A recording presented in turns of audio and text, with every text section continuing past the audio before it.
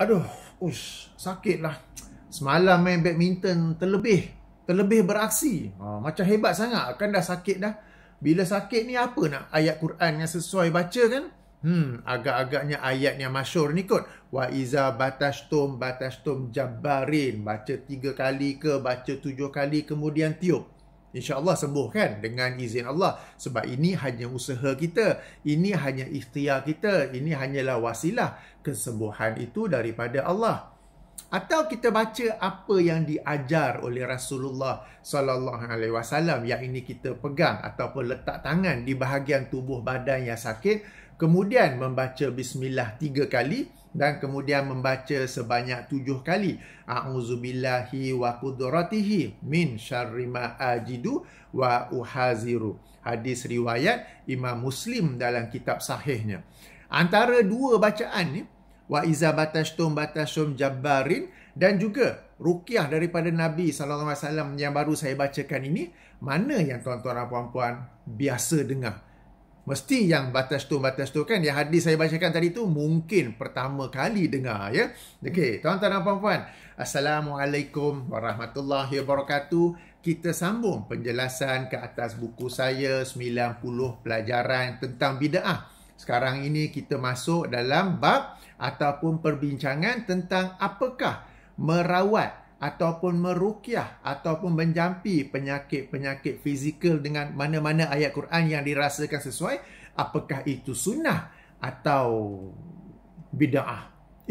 Takkan bid'ah kot. Banyak ustaz-ustaz, banyak ustazah-ustazah yang mengamalkannya, yang mengesyorkannya. Ayat ini untuk penyakit ini, ayat itu untuk penyakit itu. Baca 3 kali, baca 7 kali. Takkan bid'ah kot. Okey, ikutilah penjelasan saya. Bagi sesiapa yang ada buku ini, sila rujuk. Dan bagi yang belum ada, boleh muat turun percuma saja dari laman web saya ya. Kita dalam bab mengkaji amalan rawatan dengan Al-Quran ya. Kalau edisi A4, muka surat 232. Baik, tuan-tuan dan puan-puan, kalau kita merujuk kepada hadis-hadis Nabi SAW, memang terdapat beberapa hadis yang sahih yang menerangkan penggunaan ayat Quran sebagai rawatan, sebagai penawar, sebagai penyembuh kepada penyakit fizikal. Dengar tak? Penyakit fizikal, penyakit jasmani. Okey, antara yang masyhur ialah menggunakan surah Al-Fatihah. Yang ini sebuah hadis daripada Abdullah Ibn Abbas. Hadis ini ada dalam buku saya ni, tak apa saya bacakan terjemahannya. Okey, beliau menerangkan bahawa beberapa sahabat Nabi SAW melalui sebuah mata air. Di sana terdapat seorang yang terkena sengatan binatang berbisa. Okey, dalam kurungan kalajengking ataupun ular. Lalu salah seorang yang tinggal di mata air tersebut datang kepada para sahabat dan berkata, apakah di kalangan kalian ada seseorang yang pandai menjampi? Di mata air ini ada seorang yang terkena sengatan binatang berbisa.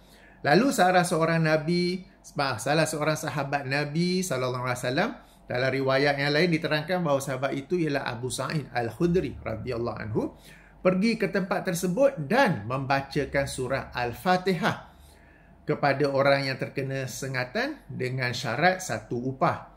Maka orang itu sembuh. Maka sahabat tersebut membawa upah itu kepada sahabat-sahabatnya yang lain. Namun mereka tidak suka dengan upah itu. Mereka berkata, kamu mengambil upah atas Al-Quran, tunggu dulu sehingga kita pulang ke Madinah. Setelah mereka tiba di Madinah, mereka bertanya, wahai Rasulullah, dia ni menjampi sambil mengambil upah atas Al-Quran. Setelah mendengar kisah sebenar, Rasulullah SAW menjawab ataupun bersabda, sesungguhnya upah yang paling berhak kalian ambil adalah upah kerana menjampi dengan Al-Quran. Hadis ini, hadis yang sahih daripada Sahih Al-Bukhari, nombor 5296 atau penomboran yang lain nombor 5737. Hadis ini menjadi dalil bahawa boleh meruqyah dengan surah Al-Fatihah ke atas penyakit fizikal, seperti disengat dengan sengatan binatang yang berbisa. Hadis ini juga dijadikan dalil oleh para pencinta bid'ah, bahawa boleh berbuat bid'ah sesuka hati kerana sahabat ini dia pandai-pandai sendiri dia je menggunakan surah Al-Fatihah untuk menjampi. Padahal sebelum itu Rasulullah SAW tidak ada hadis yang menerangkan bahawa Rasulullah SAW mengajar para sahabat menggunakan surah Al-Fatihah sebagai jampi. Bahkan dalam satu riwayat yang lain, dikatakan bahawa apabila mereka kembali ke Madinah dan menerangkan apa yang berlaku, diriwayatkan bahawa Rasulullah bertanya, bagaimana kamu mengetahui bahawa surah Al-Fatihah ini dapat digunakan sebagai penawar? Jadi di sini mereka menjadikannya sebagai hujah, sebagai dalil bahawa boleh mencipta bid'ah meskipun perkara itu tidak dilakukan, tidak diajar oleh Rasulullah SAW. Padahal sebenarnya memang terdapat sebuah riwayat di mana Rasulullah SAW telah menerangkan bahawa salah satu keutamaan, salah satu fadilat surah Al-Fatihah ini ialah penawar ke atas penyakit fizikal. Riwayat tersebut terdapat dalam Sunan Ad-Darimi, hadis nombor 3236. Dalam kitab keutamaan Al-Quran, bab keutamaan surah Al-Fatihah, di mana diriwayatkan bahawa baginda bersabda, fi fatihatil kitabi shifaun min kulli da'in. Pada surah Al-Fatihah itu, pada pembuka kitab, fatihatil kitabi, pada pembuka kitab, yakni surah Al-Fatihah itu sendiri, terdapat syifa, terdapat penawar bagi setiap penyakit. Okey. Hadis ini sanadnya sahih, cuma ia mursal. Nah, ini tabi'in dia meriwayatkan terus daripada Rasulullah, padahal perlu ada seorang sahabat di situ. Nama sahabat tidak disebut. Jadi ianya mursal. Meskipun mursal, hadis ini diperkuat dengan hadis yang sahabat menjampi dengan surah Al-Fatihah. Jadi apa yang dilakukan oleh sahabat dalam hadis Sahih Bukhari ini sebenarnya memang telah pun diajar ataupun dianjurkan oleh Rasulullah SAW untuk menggunakan surah Al-Fatihah untuk meruqyah orang yang kena penyakit fizikal. Okey, baik. Pertama surah Al-Fatihah. Kemudian ialah surah Al-Kafirun. Okey, qul ya ayyuhal kafirun, dalam sebuah hadis daripada Ali bin Abi Talib. Okey. Kalau buku saya tu, muka surat A4 tu, di muka surat 230 edisi A4, Ali bin Abi Talib radhiyallahu anhu berkata, Nabi SAW disengat kala jengking sementara baginda sedang solat. Tak kala selesai solat, baginda bersabda. Tengok, cool aja, kena sengat pun continue solat. Dah habis solat, barulah baginda bersabda, semoga Allah melaknat kala jengking. Tidaklah ia meninggalkan orang yang sedang solat atau selainnya, melainkan disengatnya. Maksudnya kala jengking tak ada kerja, asyik nak sengat orang saja. Okey. Kemudian Ali menerangkan, kemudian baginda meminta air dan garam, lalu disapu di atas tempat sengatan sambil baginda membaca surah Al-Kafirun, surah Al-Falaq dan surah An-Nas. Jadi hadis ini riwayat Imam At-Tabarani dengan sanad yang hasan menjadi dalil bahawa boleh menggunakan surah Al-Kafirun, surah Al-Falaq dan surah An-Nas sebagai jampian bagi penawar penyakit-penyakit fizikal. Antara yang lain juga ialah surah Al-Ikhlas. Okay, surah Qul Huwallahu Ahad.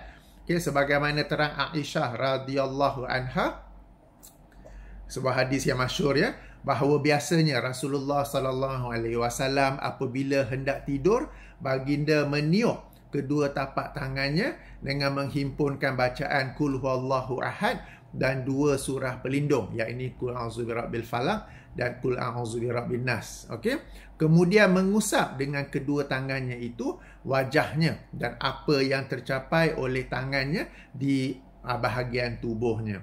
Maknanya sambil baca kemudian tiup, sapu di muka, badan dan sekadar mana yang sampai dengan tangan. Okey, Aisyah meneruskan, tak kala baginda sakit yang membawa kepada kewafatannya, Rasulullah menyuruh aku melaku yang sedemikian untuknya. Okey, hadis riwayat Imam Al-Bukhari nombor 5307, penomboran lain hadis nombor 5748. Jadi ini beberapa surah yang digunakan oleh Rasulullah SAW dan para sahabat untuk merawat, untuk menjampi, untuk meruqyah penyakit-penyakit fizikal. Apakah surah-surah itu? Surah Al-Fatihah, surah Qul Ya Ayyuhal Kafirun ataupun disebut sebagai surah Al-Kafirun, surah Al-Ikhlas, surah Al-Falaq dan surah An-Nas. 5 ini saja. Okey, ada pun surah-surah yang lain, ayat-ayat yang lain, setahu saya tidak ada. Okey. Bahkan pada zaman Rasulullah SAW, apabila ada para sahabat yang menghadapi sesuatu penyakit ke apa ke, baginda selain daripada mengesyorkan ayat-ayat daripada 5 surah ini, selain mengesyorkan mana-mana daripada 5 surah ini, baginda juga mengesyorkan ubat-ubatan yang digunakan pada zaman itu seperti madu, seperti berbekam dan sebagainya, ya. Okey, sekarang timbul persoalan, boleh tak pakai ayat-ayat yang lain yang tidak diajar, yang tidak dianjur dan tidak digunakan oleh Rasulullah SAW? Okey, ramai yang akan kata boleh. Ramai yang akan kata boleh dan mereka semua akan berdalil dengan ayat 82 surah Al-Isra. Ayat 82 surah Al-Isra, surah yang ke-17, di mana Allah Subhanahu wa taala berfirman, wa nunazzilu minal qur'ani ma huwa shifaa'un wa rahmatul lil mu'minina wa la yaziduz zalimina illa khasara. Dan kami turunkan, okey, daripada Al-Quran ini ayat-ayat yang menjadi penawar, syifa, warahmah dan juga rahmat kepada orang-orang yang beriman. Dan Al-Quran ini tidaklah menambah kepada orang-orang yang zalim, melainkan dengan kerugian. Yang menjadi dalil ialah wa nunazzilu minal qur'ani ma huwa syifaa'un wa rahmatul lil mu'minin. Dan kami menurunkan Al-Quran ini apa yang menjadi syifa. Syifa ini penawar. Lalu mereka berkata, perkataan syifa di sini bermaksud umum, merangkumi semua jenis penyakit. Cuma kena pandai mencari ayat mana untuk penyakit yang mana. Okey? Mana-mana orang kita jumpa akan menggunakan ayat ini sebagai dalil. Kalau anda belum dengar ayat ini sebagai dalil, tanyalah mana-mana ustaz, tanyalah mana-mana ustazah, tanyalah mana-mana laman web. Dalil menggunakan Al-Quran sebagai penawar, sebagai jampi bagi penyakit fizikal, semua akan kemukakan ayat 82 daripada surah Al-Isra, surah yang ke-17. Cuma persoalannya di sini, betul ke ayat 82 ini sebagai dalil bagi rawatan, penawar kepada penyakit-penyakit fizikal? Okey, tuan-tuan dan puan-puan, dalam ilmu tafsir, dalam kaedah-kaedah tafsir, antara kaedah tafsir yang paling masyhur, bahkan disebutkan juga sebagai kaedah tafsir yang pertama sekali, ialah Al-Quran. Menjelaskan Al-Quran. Ayat Al-Quran menjelaskan ayat Quran. Apabila Allah SWT berfirman sebagaimana dengan dalam ayat 82 surah Al-Isra ini, syifa yang dimasukkan itu apakah penyakit fizikal, penyakit hati atau kedua-duanya? Okay, sebab penyakit ni kita tahu ada penyakit hati, ada penyakit fizikal atau boleh jadi kedua-duanya. Maka ayat 82 surah Al-Isra ini telah ditafsirkan, telah dijelaskan, telah diperincikan oleh ayat 57 surah Yunus. Ayat 57 surah Yunus di mana Allah Subhanahu Wa Taala berfirman, Ya ayyuhan nas, qad ja'atkum mau'izatun min rabbikum wa shifaa'un lima fi suduri wa hudan wa rahmatul lil mu'minin. Wahai manusia, sungguh telah datang kepada kalian satu nasihat pengajaran daripada Tuhan kalian, wa shifaa'un lima fi suduri, dan penawar, penyembuh kepada apa yang ada dalam dada kalian, apa yang ada dalam hati kalian. Bukan hati dah, sudur ni dada. Dan petunjuk dan juga rahmat bagi orang-orang yang beriman. Yang dimasukkan di sini ialah Al-Quran. Jadi ayat 57 surah Yunus ini menjelaskan apa yang dimasukkan dengan syifa dalam ayat 82 surah Al-Isra. Okey, merujuk pada ayat 57 surah Yunus ni, pernah tak dengar kepada sesiapa yang biasa dengan perubatan menggunakan Al-Quran, biasa dengan ustaz-ustazah yang bagi dalil ayat 82 surah Al-Isra, pernah tak dengar mereka bacakan juga ayat 57 surah Yunus ini?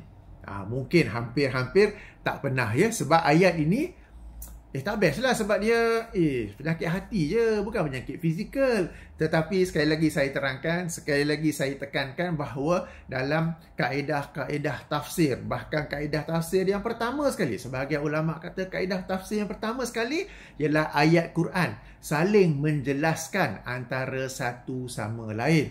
Maka ayat 57 surah Yunus ini menjelaskan apakah maksud syifa dalam ayat 82 surah Al-Isra, di mana syifa yang dimasukkan di situ ialah penawar kepada penyakit hati dan bukannya penyakit fizikal. Habis tu macam mana dengan hadis-hadis tadi yang baru saya bacakan tu, yang menerangkan Rasulullah SAW menggunakan beberapa surah untuk meruqyah penyakit fizikal? Okey. Di sini kita kena tahu bahawa antara peranan Rasulullah SAW ialah menjelaskan Al-Quran, sebagaimana dalam surah An-Nahl ayat 44, dan juga apabila berlaku khilaf perselisihan dalam memahami Al-Quran, sekali lagi kita rujuk penjelasan Rasulullah SAW berdasarkan surah An-Nahl, surah yang ke-16 ayat 64, sila rujuk sendiri.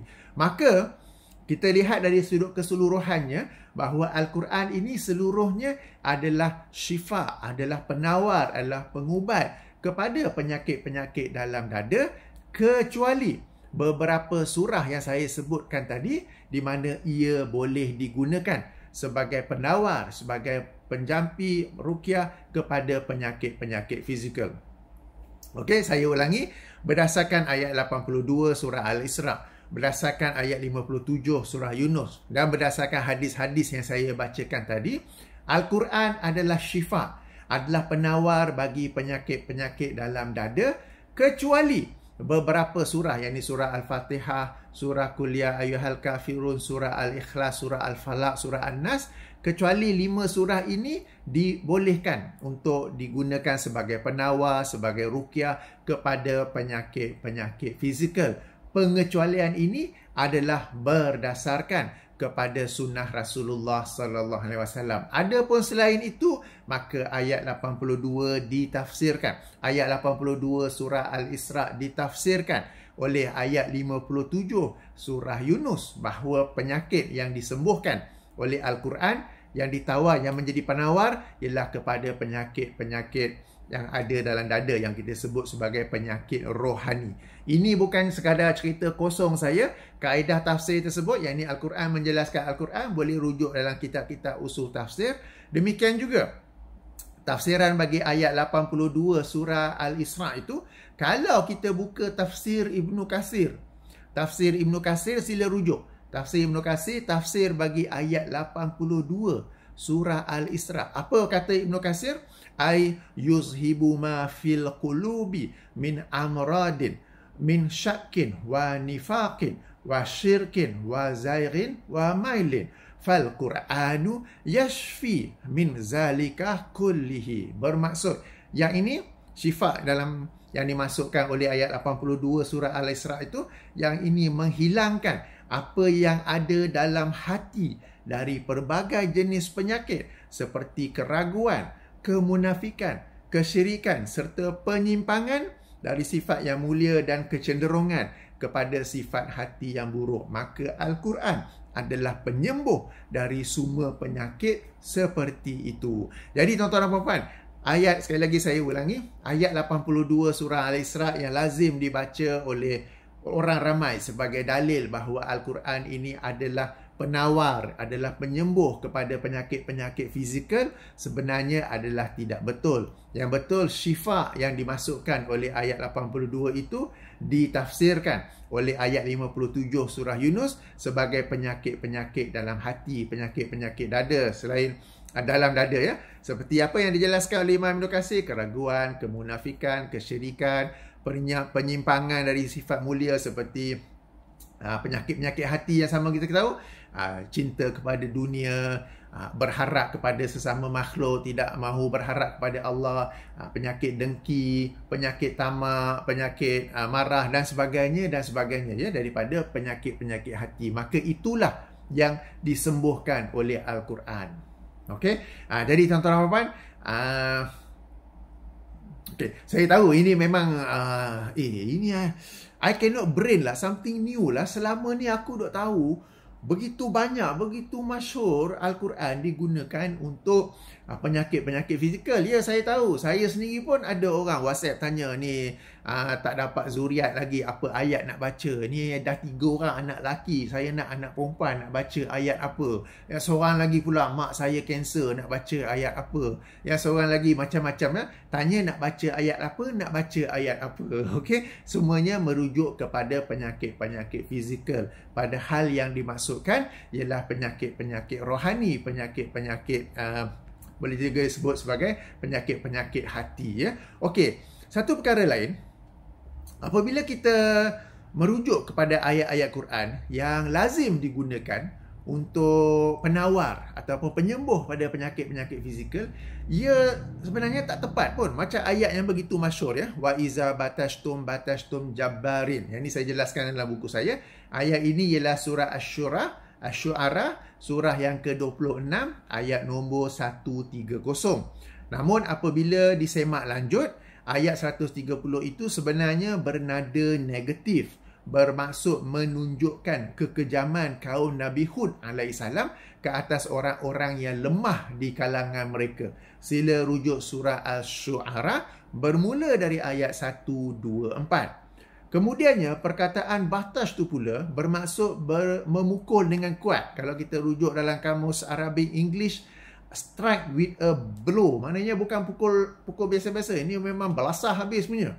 Sementara perkataan jabbarin pula bermaksud melakukannya dengan kekejaman dan paksaan. Okey? Jadi kalau kita betul-betul faham konteks ayat, ataupun lebih tepatnya maksud perkataan itu sendiri, batash dan juga jabbarin, kita tak akan baca ayat tu berulang-ulang ke atas lutut ke, selalunya sakit lutut kan, lutut ke bahu ke, kadang-kadang itu juga dijadikan petua kalau ada batu, okay, batu karang kan dalam empedu ke buah pinggang ke, baca yang itu, kononnya nanti batu tu boleh hancur. Okey, kalau betul lah faham ayat itu, mereka tak akan baca ayat itu ke atas mana-mana anggotanya, sebab kalau betul lah ayat itu mujarab, okey, seperti mana yang mereka sangka, hancurlah lutut mereka itu, hancurlah organ-organ dalaman mereka itu. Bukan sekadar batu karang yang hancur, tetapi seluruh organ yang akan hancur. Jadi ini sebenarnya satu lagi kesalahan. Sebab macam saya jelaskan dalam video saya yang lain, petua-petua, banyak petua-petua yang dijadikan sebagai ayat. Merawat penyakit ni, merawat penyakit tu, penawar penyakit ni, penawar penyakit tu. Semuanya sekadar tengok masuk ayat lebih kurang. Kadang-kadang tengok dari sudut terjemahannya lebih kurang. Boleh pakai yang ni. Alright? Padahal tak ada kaitan langsung. Padahal kalau kita kaji dengan mendalam, aku patutnya tak baca ayat ni. Okey?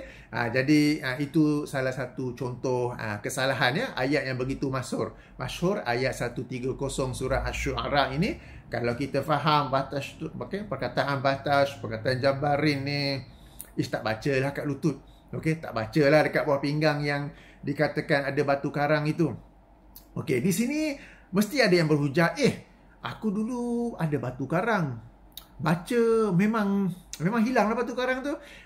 Okey, jadi pengalaman peribadi tuan-tuan dan puan-puan bukanlah dalil, bukanlah hujah dalam agama. Macam-macam sebab boleh berlaku kenapa batu itu hilang. Bahkan boleh jadi satu istidraj, satu umpan ya, daripada Allah SWT bagi orang yang sengaja menyalahguna Al-Quran. Sebab Al-Quran ni Allah turunkan bukan untuk syifa, bukan untuk penawar penyakit fizikal, ia untuk penyakit dalam dada. Tapi kita telah salah gunakan ayat itu untuk penyakit fizikal.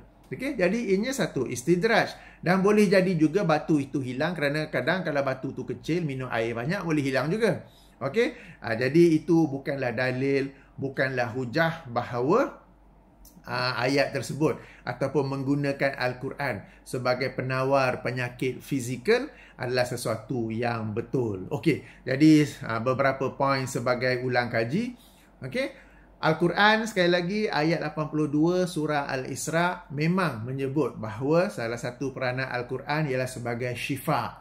Okey, tetapi apakah syifa yang dimaksudkan? Ayat 82 surah Al-Isra itu ditafsirkan, dijelaskan, diperincikan oleh ayat 57 surah Yunus bahawa yang dimaksudkan dengan syifa ialah penawar kepada penyakit-penyakit ataupun apa yang ada dalam hati. Penyakit-penyakit rohani, penyakit hati dan bukannya penyakit fizikal. Itu yang pertama. Keduanya, betul, sahih, terdapat beberapa hadis Nabi SAW yang menerangkan bolehnya menggunakan beberapa surah sebagai rawatan kepada penyakit fizikal. Apabila hadis itu sahih, kita pun menerimanya sebab memang peranan Rasulullah SAW ialah menjelaskan Al-Quran sebagaimana ayat 44 surah An-Nahl. Apakah surah-surah yang boleh digunakan itu? Surah Al-Fatihah, surah Al-Kafirun, surah Al-Ikhlas, surah Al-Falaq, surah An-Nas. Selain surah ini, terdapat banyak lagi ruqyah-ruqyah yang diajar oleh Rasulullah SAW. Salah satu yang tadi saya bacakan sebagai mukadimah kepada video ini, ya. Baik, apabila sudah ada 5 surah ini, apakah kita boleh menggunakan ayat-ayat lain? Apakah kita boleh menggunakan surah-surah lain? Kalau kita mengkaji dalam sunnah dan juga sirah Rasulullah SAW, kita tidak akan menemui yang sedemikian. Padahal pada zaman baginda terdapat saja macam-macam penyakit-penyakit fizikal. Apa yang baginda lakukan selain daripada mengesyorkan ataupun meruqyah daripada mana-mana daripada 5 surah ini, baginda juga menganjurkan ubat-ubatan ataupun apa yang menjadi ubat selari dengan zaman baginda. Okey, seperti mana kita tahu ada madu, ada berbekam, ada habatus sauda. Di sini satu nota kaki tambahan, ubat-ubatan yang dianjurkan oleh Rasulullah SAW, para sahabat, para ulama berbeza pandangan. Apakah itu daripada wahyu atau ijtihad baginda? Pandangan yang saya pegang itu adalah ijtihad ataupun pandangan peribadi baginda kerana Rasulullah SAW tidak diutus oleh Allah untuk menjadi doktor kepada penyakit fizikal umat Islam, tetapi Rasulullah diutus oleh Allah SWT untuk membawa risalah Islam dan antaranya ialah mengubati penyakit-penyakit hati. Adapun penyakit fizikal, baginda hanya memberi garis panduan umum seperti jangan berubat dengan sesuatu yang haram, berubatlah, tetapi bagi anak bersabar pun tak mengapa. Yang ini ada saya jelaskan dengan lebih terperinci dalam siri video saya yang menjelaskan buku saya Panduan Akidah dan Ibadah Ketika Sakit. Jadi Rasulullah SAW diutus oleh Allah SWT bukan sebagai doktor, tetapi sebagai seorang rasul yang membawa risalah Islam, yang membawa syariat Islam. Dalam syariat Islam itu sendiri terkandung beberapa garis panduan asas, garis panduan umum tentang berubat. Tentang apakah yang dijadikan sebagai ubat, itu adalah pandangan peribadi baginda daripada observation, daripada pengalaman, daripada pembelajaran daripada orang-orang sezaman dengan baginda. Jadi apabila kita nak berubat, tidak semestinya menggunakan habatus sauda, tidak semestinya menggunakan ubat-ubatan pada zaman Rasulullah. Boleh menggunakan ubat-ubatan apa yang selari dengan zaman kita sekarang ini. Okey, yang ini dah topik yang lain. Ini sebagai nota kaki sahaja, ya. Okey, jadi ringkasnya Rasulullah SAW tidak merawat atau memberi ubatan. Oh, kamu penyakit ni, baca ayat ni, surah ni. Kamu penyakit ni, baca surah ni, ayat ni. Kamu penyakit tu, surah ni, ayat. Tidak ada, ya. Tidak ada yang sahih daripada Rasulullah sallallahu alaihi wasallam. Okey. Apabila masyarakat, meskipun ia begitu masyhur menggunakan ayat-ayat, kalau kita kaji ayat tersebut, banyak yang sebenarnya adalah penyalahgunaan ataupun salah erti daripada ayat itu kalau kita kaji maksudnya yang sebenar, ya. Banyak berlaku penyalahgunaan Al-Quran di situ. Bahkan peranan Al-Quran itu sendiri telah lari sebab Al-Quran ini sepatutnya menjadi buku panduan kehidupan kita ini untuk berjaya di dunia dan akhirat. Tapi Al-Quran sekarang ni simpan atas, kerak atas sekali, bagi cicak berak, bagi sarang Ia hanya dibuka bila? Apabila ada orang mati. Itu pun cari surah Yasin saja. Tapi cari-cari tak jumpa. Surah nombor 36 mana ya? Akhirnya ada buklet Yasin saja. Dan kemudian apabila hendak merawat sesuatu penyakit.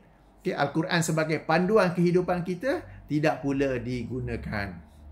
Okey, dan kemudiannya penyakit-penyakit itu sebenarnya ada rawatannya dengan ilmu perubatan sekarang. Sebagai contoh, lazimnya penyakit lutut kan. Itu kita kata apa?